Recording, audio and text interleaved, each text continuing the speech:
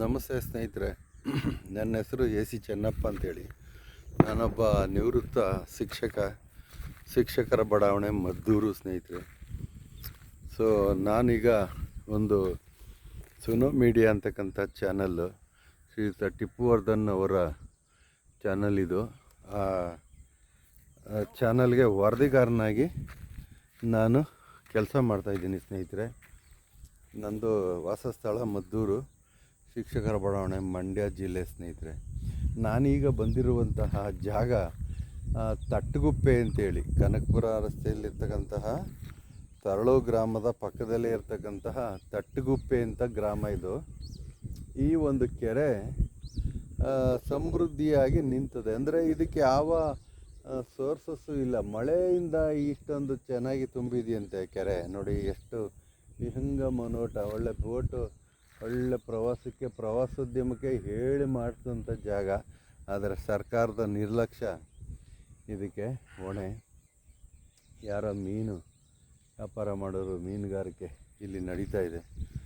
So ಇಲ್ಲಿ ನೋಡಿ ಏನು ಅಭಿವೃದ್ಧಿ ಕೆಲಸ. ನಿಜವಾಗ್ಲೂ ಕೆರೆಯನ್ನು ಭಾಳ ಅಭಿವೃದ್ಧಿ ಪಡಿಸಿದ್ದಾರೆ. ಇದು ಒಂದು ಸೂಕ್ತವಾದ ಒಂದು ರೈತರಿಗೆ, ಅಂದರೆ ಇದು ಬಹುಶಃ ವ್ಯವಸಾಯಕ್ಕೆ ಏನು ಅಲ್ಲಿ ಚಾನಲ್ಗಳು ಏನೂ ಇಲ್ಲ ಅಂತ ನನಗೆ ಕಾಣಿಸ್ತದೆ. ಏನು ಟ್ಯೂಬ್ಗಳೇನು ಇಲ್ಲ, ಬರೀ ಕೆರೆಯಲ್ಲಿ ನೀರು ತುಂಬಿದೆ, ಕಟ್ಟೆ ಹಂಗೆ ತುಂಬಿದೆ. ಎಷ್ಟು ಏನು ವಿಸ್ತೀರ್ಣ ಏನು ಅನ್ನೋದ್ರ ಬಗ್ಗೆ ನಮ್ಮ ಜಿಲ್ಲಾಧಿಕಾರಿಗಳು ಒಂದು ಬೋರ್ಡ್ ಹಾಕಿ ಇಲ್ಲಿ ಏನು ಮಾಹಿತಿ ಕೊಟ್ಟಿಲ್ಲ. ಆದರೆ ತರಳು ಗ್ರಾಮದಲ್ಲಿರುತ್ತಂಥ ಜಿಲ್ಲೆ ತರಳು, ಅಲ್ಲಿ ಒಂದು ಬೋರ್ಡ್ ಹಾಕಿದ್ದಾರೆ. ಏನು ಕರ್ನಾಟಕ ಸರ್ಕಾರ ಕಂದಾಯ ಇಲಾಖೆ ಇಲ್ಲಿ ಯಾರೂ ಏನು ಜಮೀನನ್ನು ಅತಿಕ್ರಮವನ್ನು ನಿಷೇಧಿಸಲಾಗಿದೆ ಅಂತ ಬೋರ್ಡ್ ಹಾಕಿದ್ದಾರೆ. ಆದರೆ ಅದೇ ಬೋರ್ಡು ಇಲ್ಲಿಲ್ಲ. ಸುಸಜ್ಜಿತವಾಗಿ ಮಾಡಿದ್ದಾರೆ. ಎಷ್ಟು ಚೆನ್ನಾಗಿ, ಭಾಳ ವಿಹಂಗಮ ನೋಟ. ಮತ್ತು ಪ್ರವಾಸ ಮಾಡಿ ನೋಡಿ ಇಲ್ಲೆಲ್ಲ ಚೆನ್ನಾಗಿದೆ. ಅನುಕೂಲ ಮಾಡಿದ್ರೆ ಈ ಥರ ಮಾಡಬೇಕು. ಆ ಕೆರೆ ನೀರಿಲ್ಲ. ನಾನು ಒಂದು ವಿಡಿಯೋ ಮಾಡಿದೆ. ದಿನಾಂಕ 26/8/2026 ಈ ದಿನದಂದು ಇಲ್ಲಿ ನಾನು ಏನೋ ಕಾರ್ಯಾರ್ಥಿಯಾಗಿ ಬಂದಿದ್ದೀನಿ ಸ್ನೇಹಿತರೆ. ಇದನ್ನು ವಾಸ್ತವತೆಯನ್ನು ನಿಮಗೆ ತೋರಿಸ್ಬೇಕು ಅನ್ನಿಸ್ತು, ತೋರಿಸಿದ್ದೀನಿ. ನೋಡಿ, ರಸ್ತೆ ಎಲ್ಲ ಭಾಳ ಚೆನ್ನಾಗಿ ನಡೀತಾ ಇದೆ. ನಮ್ಮ ಏನು ಜನಪ್ರತಿನಿಧಿಗಳು ಆ ಒಂದು ಕೆರೆಗೂ ಕೂಡ ಇದೇ ಥರ ಅನುಕೂಲತೆ ಮಾಡಬೇಕು ಅಂತ ನನ್ನ ಒಂದು ಅನಿಸಿಕೆ. ಅಲ್ಲಿ ಏರಿ ಮೇಲ್ಗಡೆ ಏನು ಸಿಮೆಂಟ್ ಕಾಂಕ್ರೀಟ್ ರೋಡ್ ಆಗಿದೆ. ಆದರೆ ಆ ಕಡೆ ತಡೆಗೋಡೆಗಳು ಇಲ್ಲ. ನೋಡಿ, ಇಲ್ಲಿ ಬೇಲಿ ಎಷ್ಟು ಚೆನ್ನಾಗಿ ಹಾಕಿದ್ದಾರೆ ಬೇಲಿನ. ಇದು ನಾನು ಕೇಳಬೇಕಾದದ್ದು ಅಂದ್ರೇನು, ಎರಡೂ ಕಡೆ ತಡೆಗೋಡೆ ಇಲ್ಲ. ಏನಾದರೂ ವಾಹನಗಳು ಬಂದರೆ ನೇರವಾಗಿ ಕೆರೆ ಒಳಗಡೆ ಹೋಗುವಂಗೆ ಇದೆ. ಆದರೆ ಕೆರೆ ಒಳಗಡೆ ನೀರಿಲ್ಲ. ಇದರ ಒಳಗಡೆ ನೀರು ನಿಂತಿದೆ. ಏನೋ ಮಳೆಯಿಂದ ಹಿಂಗೆ ಕೆರೆ ನೀರು ತುಂಬದೆ ಅಂತ ಹೇಳಿದ್ರು. ಇಲ್ಲಿ ತಟ್ಟಗುಪ್ಪೆ ಕೆರೆ, ನನಗೆ ಇದರ ಮಾಹಿತಿ ಇಲ್ಲ ಸ್ನೇಹಿತರೆ. ಏನೋ ನಾ ಕಂಡಂತೆ ಅಂತಾರಲ್ಲ, ಹಂಗೆ ನಿಮಗೆ ಇದನ್ನು, ಈ ಸೌಂದರ್ಯವನ್ನು ತೋರಿಸ್ಬೇಕು ಅಂತ ಅನ್ನಿಸ್ತು. ಹಂಗಾಗಿ ಈ ಕೆರೆಯನ್ನು ಈ ಥರ ನೋಡಿ ವಿಡಿಯೋ ಮಾಡಿ ನಿಮಗೆ ಹಾಕ್ತಾಯಿದ್ದೀನಿ.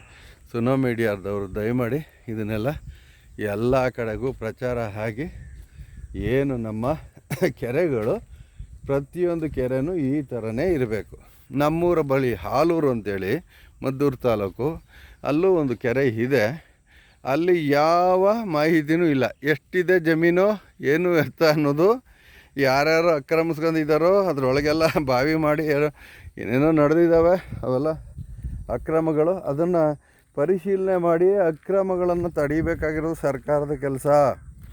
ಏನು ಒಬ್ಬ DC ಸಾಹೇಬ್ರುಗಳು ಬರೀ ಕೆರೆ ತುಂಬಿಸಿ ಅಂತ ಅಂದ್ಬಿಟ್ಟು ಮೇಲೆ ನಿಂತ್ಕೊಂಡು ಮಾತಾಡ್ಬಿಡೋದಲ್ಲ. ಹಳ್ಳಿಗಳಿಗೆ ಬಂದು ಆ ಜನರ ಕಷ್ಟವನ್ನು ಕೇಳಿ ಆಲಿಸಿ ಅದರಂತೆ ಅವರಿಗೆ ಪರಿಹಾರಗಳನ್ನು ಕೊಡಬೇಕಾಗಿರೋದು ಸರ್ಕಾರದ ಧರ್ಮ. ನಿಜವಾಗ್ಲೂ ಕೆಲವು ಜಿಲ್ಲಾಧಿಕಾರಿಗಳು ಅಷ್ಟೆಲ್ಲ ಕೆಲಸ ಮಾಡ್ತಾಯಿದ್ದಾರೆ. ಆದರೆ ಇನ್ನು ಕೆಲವು ನಾಲಾಯಕಗಳು ಮನೆ ಕೂತ್ಕೊಂಡು ಅವ್ರ ಕೆಲಸ ಮಾಡ್ತಾಯಿಲ್ಲ ಸ್ನೇಹಿತರೆ. ಇದನ್ನು ಖಂಡಿಸಬೇಕು. ನಮ್ಮ ಯುವ ಜನತೆ, ಯುವಕರು ಎದ್ದೇಳಬೇಕು. ಏನು ನಿರುದ್ಯೋಗ ಸಮಸ್ಯೆ ದೇಶದಲ್ಲಿ ಕಾಡ್ತಾ ಇದೆ, ಎಲ್ಲೂ ಕೆಲಸ ಇಲ್ಲ.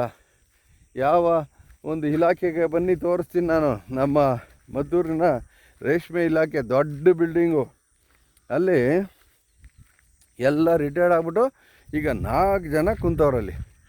ಇಲ್ಲೇ ತಲಗಟ್ಟಪುರ ಅಂತೇಳಿ ಊರು, ಅಲ್ಲಿ ಒಂದು ರೇಷ್ಮೆ ಅಭಿವೃದ್ಧಿ ಸಂಸ್ಥೆ ದೊಡ್ಡದು. ನಾನು ಅಲ್ಲಿ 90-91ರಲ್ಲಿ ನಮ್ಮ ಅಣ್ಣ ಅವರು ಒಬ್ಬರು ಕೆಲಸದಲ್ಲಿದ್ದರು ಸ್ನೇಹಿತರೆ. ಏನು ಅದ್ದೂರಿಯಾಗಿ ನಡೀತು ಅಂದರೆ ವರ್ಲ್ಡ್ ಬ್ಯಾಂಕಿಂದ ಅದು ನಡೀತಿತ್ತಂತೆ. ಇವತ್ತು ಪಾಳು ಕೊಂಪೆ ಆಗಿ ನಿಂತದೆ.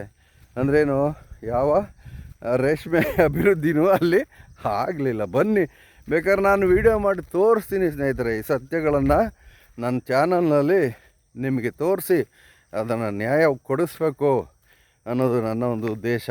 ಸೇವಾ ಮನೋಭಾವ, ಸೇವಕ ಅಷ್ಟೇ. ಯಾವುದೇ ಒಂದು ಫಲಾಪೇಕ್ಷೆ ನನಗಿಲ್ಲ.